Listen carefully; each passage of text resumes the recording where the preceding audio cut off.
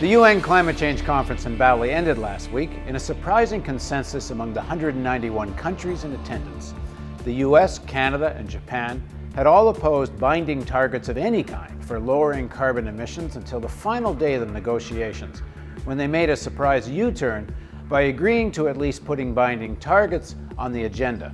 How real is the success of this conference? Joining me in the studio is Afsan Chowdhury, a journalist who's been studying climate change issues and recently completed a film, Who Cares If Bangladesh Drowns? Anyway, how do you assess the conference?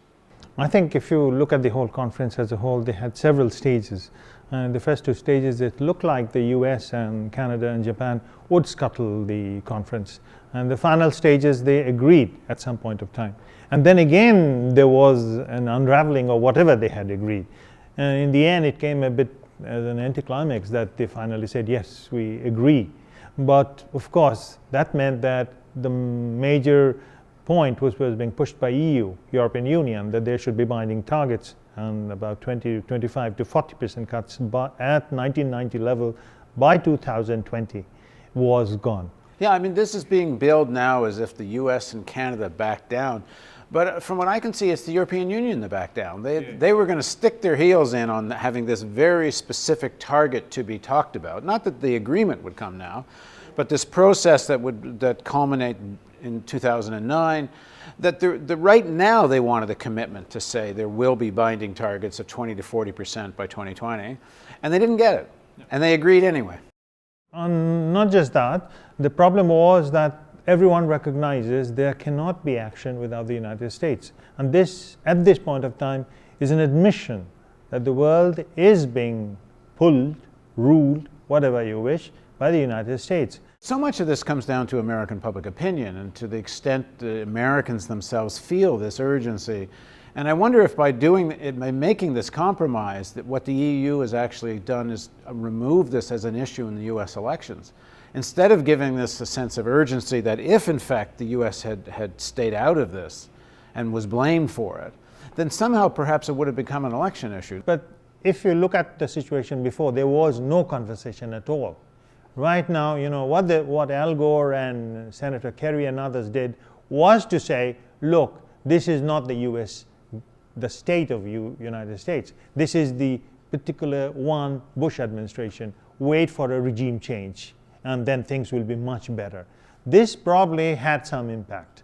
Now, as others are saying, ultimately it gets down to the US voters in the United States as to which way action will be taken against climate change. And also very systemic issues. Is there any administration that's going to take on the fossil fuel industry and the auto industry?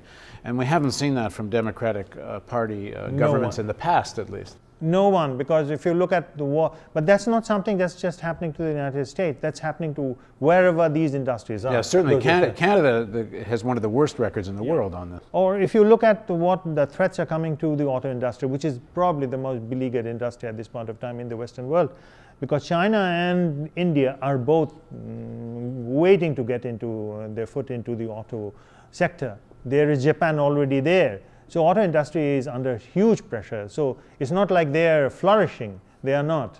But the other problem is that the economics of climate change is something they really haven't worked so well on.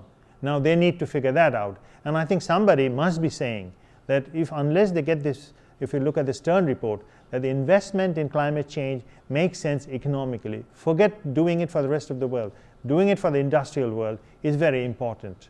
Now, there must be strategic reasons, because if you look at the Bali report, you do not see United States doing anything other than going to that conference, and as this has been described, as a wrecking ball. We will wreck the conference. They practically wrecked it. Why in the last moment they decided to do so? It's a bit of a mystery, but at least the process is alive. In the press release the United Nations released after the Bali conference, it quotes the IPCC report as saying that if things keep going the way they are, we could see as much as a 6-degree increase in temperature, not just the 2 that everyone seems so concerned about, but even 6 degrees by the end of this century or early next century, which is really apocalyptic if one believes the science and what results from that much of a change.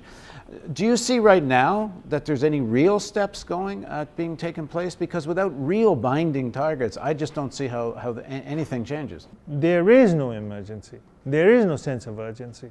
There is no sense of concern. And there's this great denial about that climate change will pass us by, climate change will not really happen, is very obvious. That is what the problem is. But who is going to decide this? This is, if you look at the developing countries, most of the people are so wretchedly poor, they don't even know what is climate change. They have no impact on the global decision making. Global decision making has now come down to only 2 or 3 countries. And these countries, the people in these countries, if they know, they can make a difference. Otherwise, nobody else can make a difference. I mean, I really don't think in human history, we have reached a point where so many depend on the decisions of so few. It has never happened before.